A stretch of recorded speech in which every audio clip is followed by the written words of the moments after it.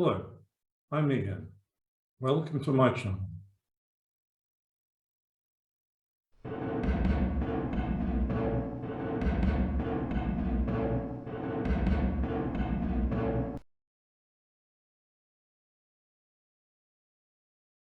Flat Earth Belief, A History, Part 2. From Ignorance to Stupidity.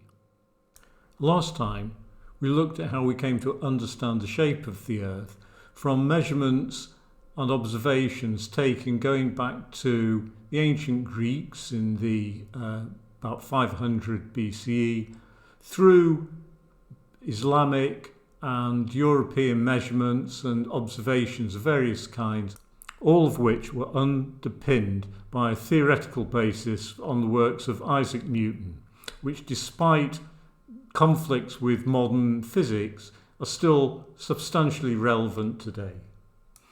This is Sabine Hossenfelder, a leading physicist who has a very good YouTube channel, which I've indicated here.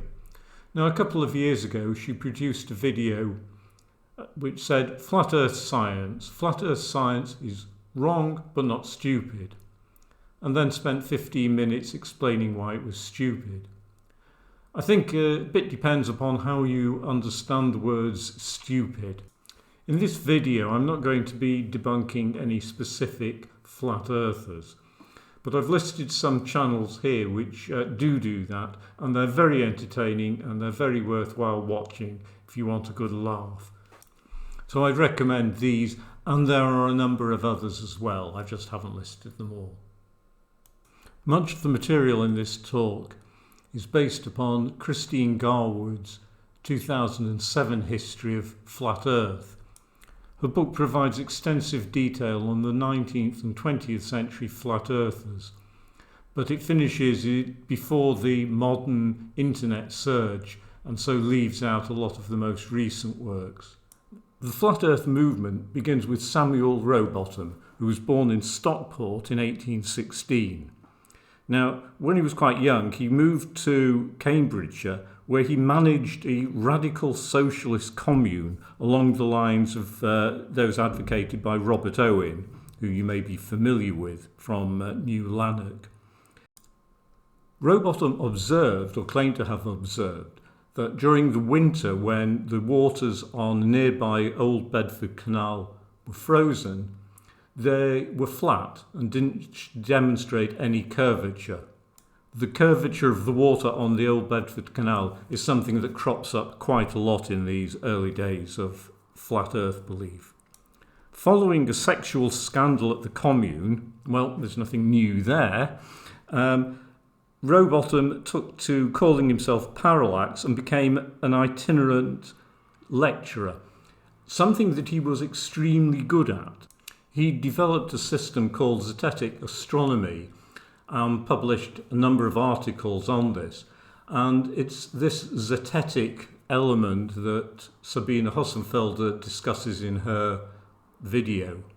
Now, the actual term zetetic goes back to a classical Greek philosopher called Pyrrho, and is actually quite similar to some forms of modern scientific thought, but not in the way that Rowbottom used. I'll give a quote from his book. It is candidly admitted that there is no direct and positive evidence that the earth is round, that is only imagined or assumed to be so in order to afford an explanation of scores of phenomena. This is precisely the language of Copernicus, of Newton, and of all astronomers who have laboured to prove the rotundity of the earth. It is pitiful in the extreme that after so many ages of unopposed indulgence, philosophers, instead of beginning to seek, before everything else, the true constitution of the physical world, are still to be seen labouring only to frame hypotheses and to reconcile phenomena with imaginary and ever-shifting foundations. Their labour is simply to repeat and perpetuate the self-deception of their predecessors. This language is very familiar, not quite so eloquently expressed, but by many modern day flat earth believers. He gave a number of lectures travelling around the country, and this is really where he earned his money. He was very successful at this. After a talk in Leeds, a correspondent to the Leeds Times observed that one thing he did demonstrate was that scientific dabblers, unused to platform advocacy, are unable to cope with a man, a charlatan if you will, but clever and thoroughly up in his theory, thoroughly alive to the weakness of his opponents. And we have to remember that this is in the middle of the 19th century. There was very little in the way of published popular science. And before universal education, many people did believe things they were taught in school without having a real understanding of them or unable to get hold of the evidence very easily.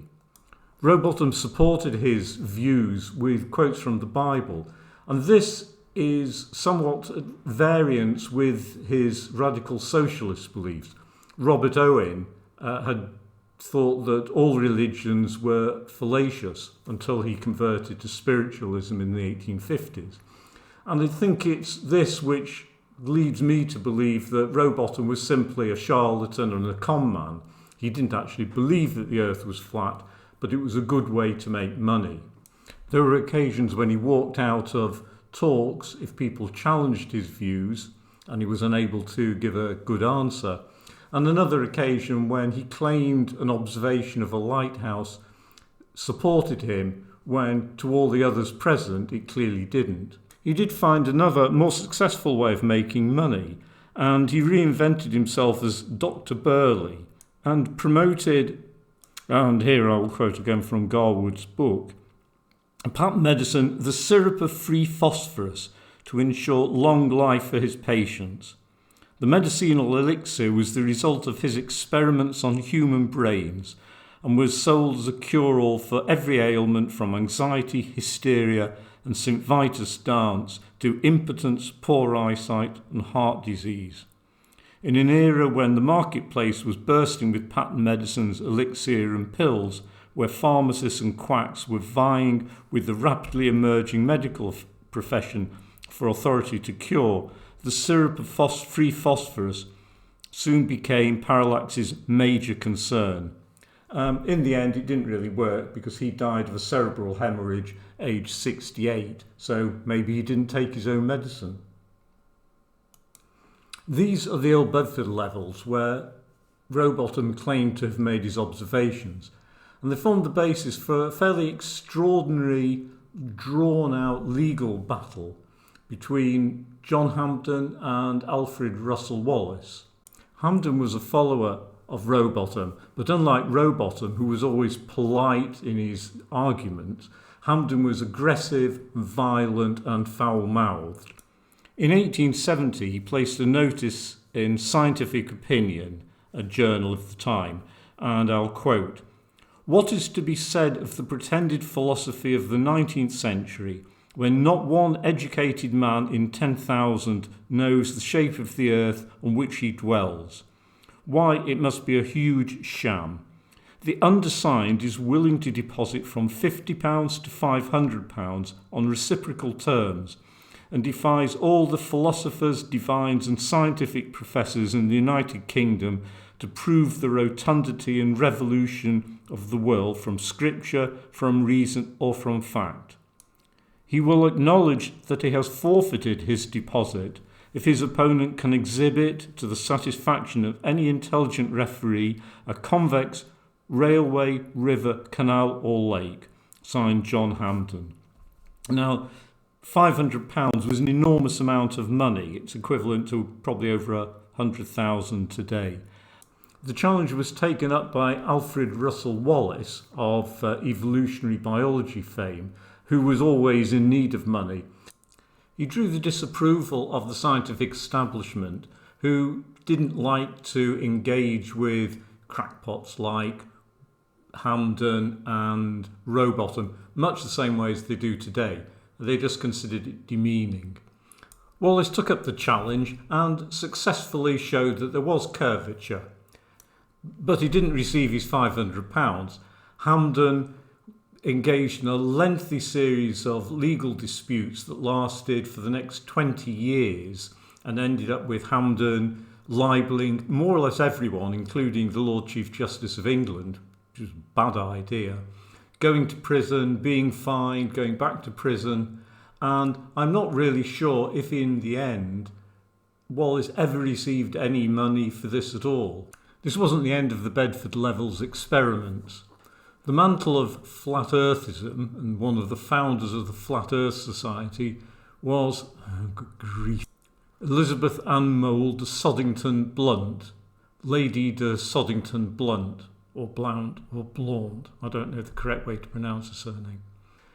Anyway, in 1904, along with a photographer, she carried out this observation which she claimed proved that the Earth was flat. But as we can see, the photograph is, he said himself, carried out in misty and very unsatisfactory weather.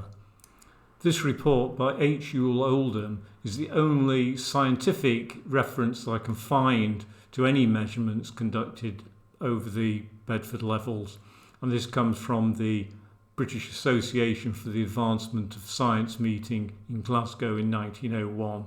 I'll let you read it, and I'll leave this Bedford Levels at this point.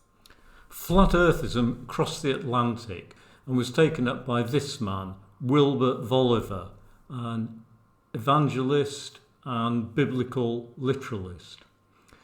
Through his church, he controlled the city of Zion in Illinois, and until the 1940s, flat earth was taught in its schools. Shortly before his death in 1942, he confessed that he'd misappropriated funds from the church, effectively bringing about its demise.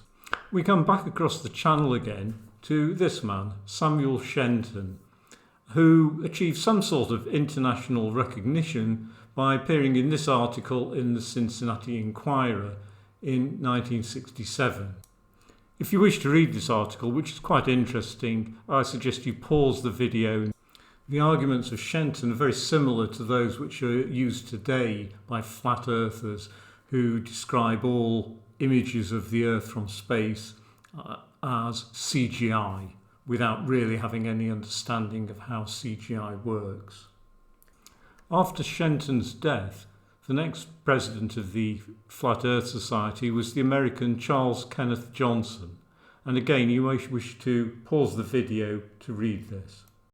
Flat Earthers regularly try to challenge the authenticity of photographs of the Earth from outer space by claiming that they were CGI or fisheye lens, despite the fact that these were all taken well before computer graphics was available, and the most famous one, the Blue Marble, was taken with this camera, a Hasselblad 500. An interesting take on flat earthism was by the Flat Earth Society of Canada, who were not flat earthers at all, and they produced this film in 1990. It's a pseudo-documentary aimed at children of the age of about 14 or 15. They say, "This is an essential lesson in media literacy for a generation plugged into television. Provoke critical thinking in your students and help them to become aware of the devices used in documentary media, the history of scientific paradigms, and their own willingness to take things at face value." Now, given that that's 30 years ago and what we know nowadays about social media, how much more important film like this is. I'll show a trailer which lasts about 3 minutes and is courtesy of Bullfrog Films.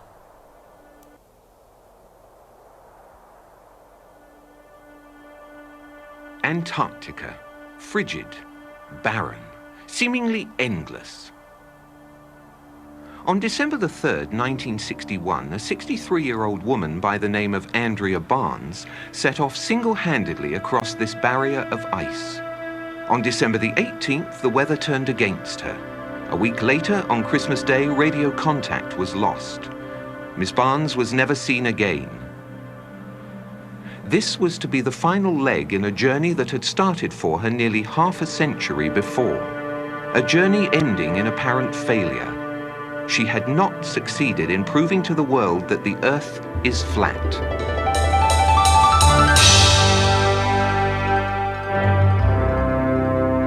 It has a flat top and it's shaped like a top.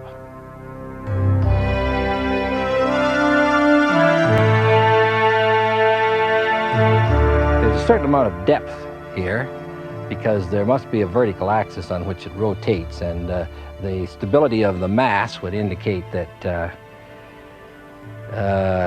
there must be some depth, or wobble could very easily occur, and we know that there is none. It's a commonly held misconception that the Earth is a spherical object that revolves around the Sun. But the fact is, of course, that the Earth is a circular dish surrounded by a barrier of ice that explorers like Andrea Barnes have been attempting to penetrate for centuries. In 1585, amid a storm of controversy and under cover of darkness, an adventurer by the name of Afton Marcella stole out of London in hopes of being the first to reach the edge of the Earth. But he was unprepared for the extreme conditions.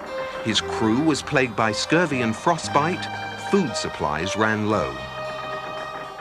Marcella was forced to turn back before setting foot on Antarctica. So ended the first recorded expedition.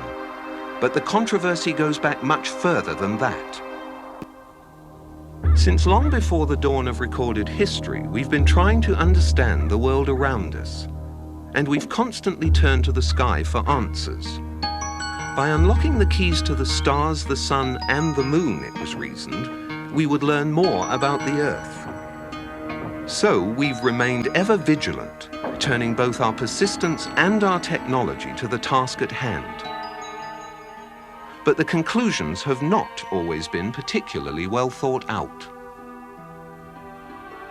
2,000 years ago, an Egyptian scholar by the name of Eratosthenes performed an experiment that he claimed proved the Earth to be a sphere. However, there are serious doubts about the accuracy of his data and his scientific procedures. I actually came across this video on a Flat Earthers YouTube channel where they believed it was genuine. Modern Flat Earthers are largely, but not exclusively, biblical literalists. And this is something I'll return to in talks on conspiracy theories. The only new issue they raise is the Antarctic Treaty System, which they clearly haven't read. What they have read of it, they don't understand. I recommend that you view the channels I referred to earlier to see detailed debunkings of these ludicrous claims. Many flat earthers seem to believe that no measurements of the shape or size of the Earth have been taken since classical times. Of course, that's nonsense. The work is constantly ongoing, and science known as geodesy. In the end, flat earthers deny not just the shape of the Earth, but more or less the whole of present-day science and technology. I'd like to divide flat earthers into 4 separate categories. Those who are naively ignorant, like children, the willfully ignorant, who disregard the science and evidence presented to them, religious fanatics, like biblical literalists, and those who are downright dishonest. They know the Earth is a spheroid, but claim it to be flat to make money from gullible followers. I just thought I'd end with this comment I came across on the Kiribati website. Welcome to Kiribati, the only country situated in the 4 hemispheres. Yeah, I think I understand that. Thank you. Thank you for watching. As ever, please leave a comment. Hit the like button and subscribe if you've not already done so. Next time, I'll start to talk about conspiracy theories and why people believe in them. See you then.